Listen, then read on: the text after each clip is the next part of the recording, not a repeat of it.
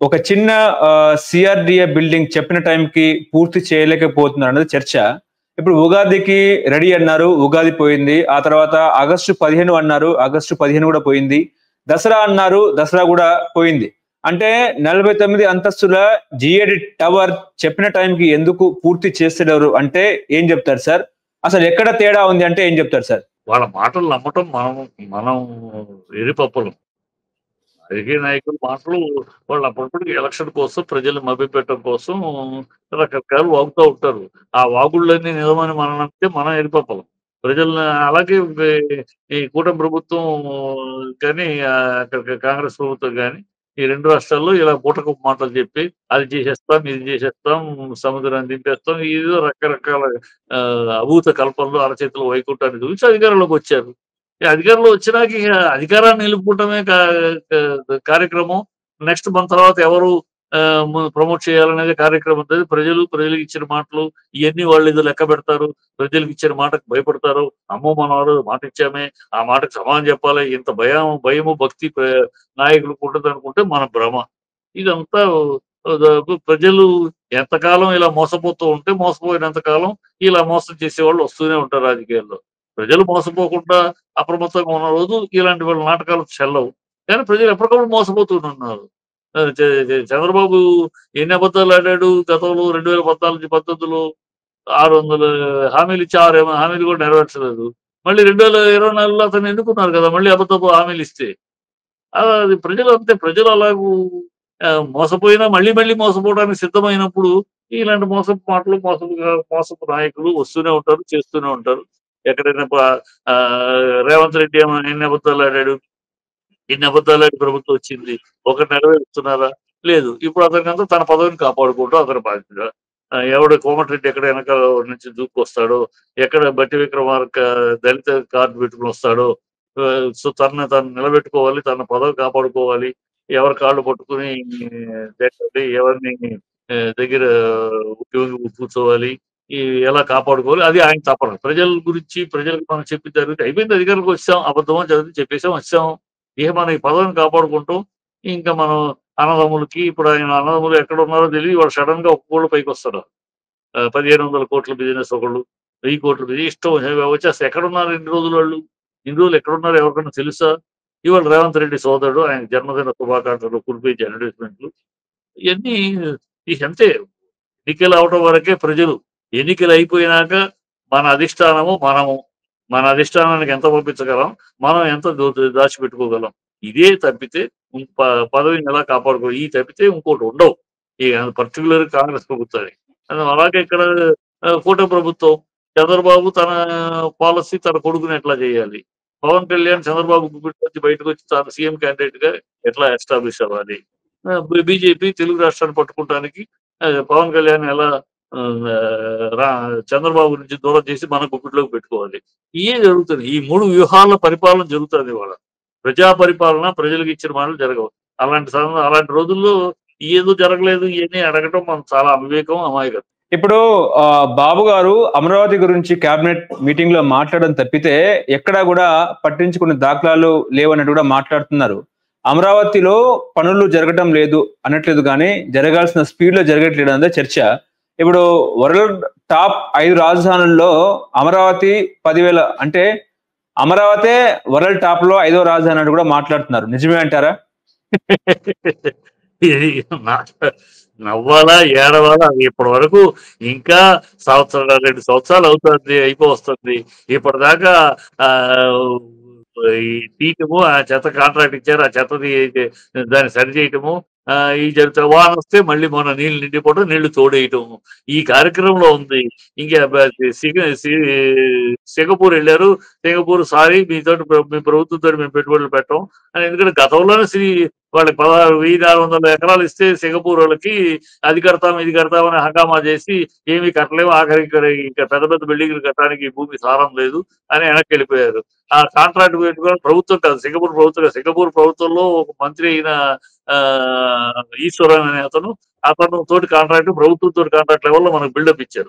చూస్తే అతని తోటి కాంట్రాక్ట్ అతను జైల్లో వేశారు. ఇప్పుడు సింగపూర్ లో అతని జైలు ఈశ్వరన్ సో ఆ ఆ సింగపూర్ మళ్ళీ ఇంకోసారి ఆ సింగపూర్ భ్రమ చూపిస్తామని చెప్పి ట్రై చేశారు చంద్రబాబు. అది వాడు సారీ గుడ్ బై అని చెప్పేశారు. సింగపూరు, జపాను ఈ మాటలు న్యూయార్క్ సిటీ చేస్తారని ఒకడు ఇలాంటి ఉన్న జనాలు జనాలు అమాయకంగా ఈ కులం గజ్జితోటి ఈ ఫ్యాన్ గజ్జితోటి ఆ, వాళ్ళ జీవితాల గురించి ఆలోచించకుండా రాష్ట్రం గురించి ఆలోచించకుండా ఎప్పుడైతే ఈ గజ్జులతోటి ప్రజలు ప్రయాణం చేస్తూ ఉంటారో ఇలాంటి అదములు దౌర్భాగ్యులు ఇలాంటి దుష్ట రాజకీయవేత్తలు పాలనకు వస్తూనే ఉంటారు. అది ఎవరైనా సరే ప్రజలు నిలదీయాల్సిన పని. ఇప్పుడు వరకు ఏంటి 7 సిటీస్ అన్నారు. 7 సిటీస్ ఏంటి ఇంతవరకు ఏమన్నా మళ్ళీ ఈ 5 ఏళ్ళు ఇలాగ ఇంకో 3 ఏళ్ళు ఇలాగ డ్రామా చేస్తూ చేస్తారు.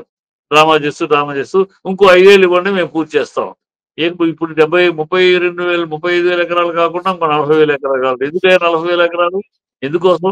దేశంలోనే ఎక్కడ ఈ రాజధానికి 10,000 ఎకరాలు మించి లేదే, ప్రపంచంలోనే ఏ దేశానికి లేదే 70,000 ఎకరాలు. ఎందుకు ఎకరాలు? రియల్ ఎస్టేట్ చేయడానికి. ప్లస్ ఆయన plan of action, plan of project ఏం చెప్తున్నాడు? ఉన్నవాడికి రాజధాని. అక్కడ గజం కొనాలంటే నువ్వు నేను ఎవరు మామూలు వాళ్ళు కొనలేరు. ఓన్లీ పెద్ద పెద్ద ఇండస్ట్రియలిస్టు వాళ్ళే కొనాలి. ఈ పక్కన ఉన్న రియల్ ఎస్టేట్ మాఫియాలే కొనాలి. అంతే తప్పితే మామూలోడు అక్కడ బతకడానికి రాజధాని అనేది ఆయన దృష్టిలో ఏంటంటే డబ్బున్న వాడికి రాజధాని. మంచి డబ్బున్నవాడే అక్కడ ఉండాలి. మిగతా వాడు ఎవడు ఉండడానికి లేదు. సో సామాన్యుడు బతకడానికి వీలు లేని రాజధాని ఆయన ప్రజలకి మభ్య పెడుతున్నారు. సామాన్య ప్రజలు అక్కడ ఉండడానికి లేదు. సామాన్య ప్రజలు అక్కడ ఎక్కడో దూరంగా ఉండాలి. 100 కిలోమీటర్ల దూరంలో ఉండాలి. రాజధానికి వాళ్ళ అవసరం ఉంటే అంతే తప్పితే రాజధాని మధ్యలో ఇది ప్రజల రాజ్యం, రాజధాని అనేది ప్రజలది, అన్ని వర్గాల వాళ్ళు అక్కడ ఉండటానికి అవకాశం కల్పించాలి. అది చేయట్లేదు. అక్కడ మొత్తం డబ్బున్నవాడే రాజధాని అంటే డబ్బున్నవాడు. ఎవరి దగ్గర కోట్లు ఉన్నాయో వాడే రాజధానిలో నివాసి. అంతే వాళ్ళు కొనండి, ఎవరినైనా వెళ్ళి కొనమండి, ఒక గజం కొనమని కొనగలరేమో. అంత హైయెస్ట్ బిల్డప్లు ఉన్నాయి అక్కడ. ఈ దౌర్భాగ్యం అసలు. రాజధాని ఎందుకు? రాజధాని ఎవరి కోసం? రాజధాని ప్రజల కోసమా, లేకపోతే చంద్రబాబు రియల్ ఎస్టేట్ కోసమా రాజధాని?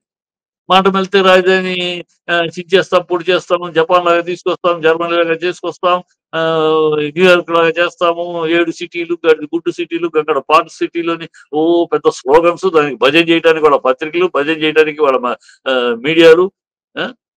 సంవత్సరం అయింది అడగరే, ఏమైంది ఇంతవరకు? 10,000 కోట్లు తీసుకొచ్చారు కదా అని, 10,000 కోట్లు తీసుకొచ్చారు కదా అన్నట్టు 10,000 కోట్లు తీసుకొచ్చారు. ఏం తీసుకొచ్చారు? 10,000 కోట్లు దేనికి తీసుకొచ్చారు? కోట్లు తీసుకొచ్చాము అని. ఏమైంది? ఇంతకుముందు ఇటుకల మీద సంపాదించే డబ్బు ఏమైంది? టోల్ ఫ్రీ మీద సంపాదించే డబ్బు ఆ లెక్కలేమైంది?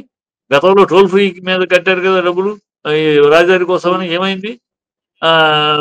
ఇటుకల మీద ఇటుకలు పంపించండి డబ్బు అని అన్నారు. ఏమైంది? అన్ని అప్పటికప్పుడు అంతే. అక్కడితో దాన్ని తెరదింపేయటం, మళ్ళీ కొత్త స్లోగనం, కొత్త పాట మొదలెట్టడం. 10,000 కోట్లు తీసుకొచ్చారు. తీసుకొచ్చి ఏం చేశారు? చెత్త తీయడానికి తీసుకొచ్చారు 10,000 కోట్లు. 10,000 కోట్లు అవసరం లేదు చంద్రబాబు. అసలు రూపాయి అవసరం లేదు. ఇది సెల్ఫ్ ఫైనాన్స్. ఎప్పుడు డబ్బు ఇవ్వక్కర్లేదు. 2 లక్షల కోట్లతో కడతానంటున్నాడే. ఇక్కడేమో రాజధానికి డబ్బులు లేవంటావు, 2 లక్షల కోట్లతో కడతానంటావు. అక్కడేమో కాలేజీలు కట్టడానికి 5,000 కోట్లు లేవు అంటావు. నువ్వు ముగ్గురునేమో హెలికాప్టర్లు వేసుకుని పొద్దున్న టిఫిన్కి, మధ్యాహ్నం లంచ్కి హెలికాప్టర్లు అటు ఇటు తిరుగుతూ ఉంటారు. ఏమి వ్యవస్థ ఇది? ఏమి పద్ధతి ఇది? ఇప్పుడు పెట్టుబడులు వస్తున్నాయి. గూగుల్ అనే సంస్థ రేపు అమరావతికి వస్తుందని కూడా మాట్లాడుతున్నారు. వస్తున్నాయని 2014 నుంచి 19లో 32,000 కోట్ల వచ్చినాయని చెప్పారు. చివరికి వచ్చేటప్పుడు 2019 వచ్చేటప్పటికి 320 కోట్లు.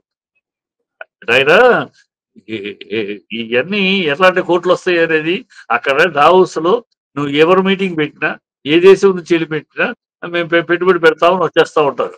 వస్తారు, ఎంఓయూ సంతకాలు పెడతారు. ఎంఓయూ ఈ సంతకం పెట్టినంత మాత్రాన్ని వచ్చినట్టు కాదు. ఎంఓయూ సంతకాలు అన్ని పెడతా ఉంటారు. ఎవరికి వచ్చేటప్పుడు ఆరేదను ఏదేదను, మాకేంటి బెనిఫిట్, మీకేంటి బెనిఫిట్, ఈ బెనిఫిట్లో నాకెంత నీకెంత అనేది తేవదు, వెనక్కి వెళ్ళిపోతారు. గతంలో అది జరిగింది, ఇప్పుడు అదే జరుగుద్ది. ఆ హౌస్ అనేది ఒక అక్కడ అనగానే అన్ని ఏ దేశం పెట్టినా వచ్చేస్తారు. పొలమైన 10-15 మంది ఇన్వెస్టర్స్ అని వచ్చేస్తారు. వాళ్ళు ఇన్వెస్ట్ చేయరు, పెట్టరు. అదొక షోక్‌గా వాడుకుంటారు దాన్ని ఒక సిట్యుయేషన్. అంతే తప్పితే ఎవరు తెచ్చారు చెప్పండి ఒకటి చెప్పానండి. ఏది ఆయన తెచ్చింది? చెప్పండి ఒకటి. ఇదిగో వచ్చింది. చెప్పానండి. గతంలో వచ్చిన దాన్ని మీరు మళ్ళీ రిబ్బన్ కట్టేసి మేము తెచ్చామని చెప్పుకుంటే ఎట్లా? ఏది మీరు కాంక్రీట్‌గా మీరు తెచ్చింది? అంబానీని ఓపెన్‌గా మా అబ్బాయి వచ్చాడు, మాట్లాడాడు, అన్నీ చెప్పాడు. అది వీడియో ఉంది ప్రజల ముందు. ఇవాళ అంబానీని ఎందుకు తీసుకొచ్చారంటారేంటి? గ్రీన్ ఫీల్డ్ మీరు తీసుకొచ్చారంటారేంటి? ఎవరో తీసుకొచ్చిన దాన్ని ఎవరికో పుట్టిన బిడ్డ నా బిడ్డ అంటారేంటి మీరు? నిజాయితీగా ఉండండి. నిజంగా చెయ్యండి. చేసి మెప్పులు పొందండి. మాలాంటోళ్ళు కూడా హర్షిస్తాం. అబ్బా!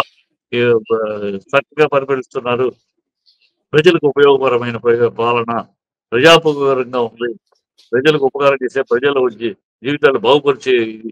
అంటే కేవలం మీ చుట్టూ ఉన్న ఒక కోటరీ ఆ నలుగురు డబ్బున్న వాళ్ళకి, ఆ నలుగురు విద్యాసంస్థలు వ్యాపారంగా చేస్తున్న నలుగురికి వాళ్ళకి బెనిఫిట్ చేయడం కోసం, తద్వారా వాళ్ళ నుంచి మీకు మూటలు అందుకోవడం కోసం తప్పితే ఎక్కడే మీరు రాష్ట్రం కోసం, రాష్ట్ర ప్రజల కోసం ఒక విషయం కాదు ఒకటి ఓకే.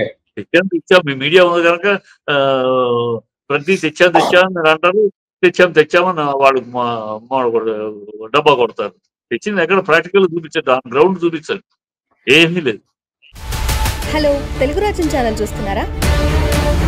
సామాజిక, రాజకీయ, జీవన చిత్రణే తెలుగు రాజ్యం. అతిశయోక్తులు, అసత్యాలు ఉండవు. రాజకీయ కోణం కాదు, ప్రజా కోణమే కొలబద్ద. తెలుగు రాజ్యం వీక్షణ మీ ఉత్తమ అభిరుచికి నిదర్శనం.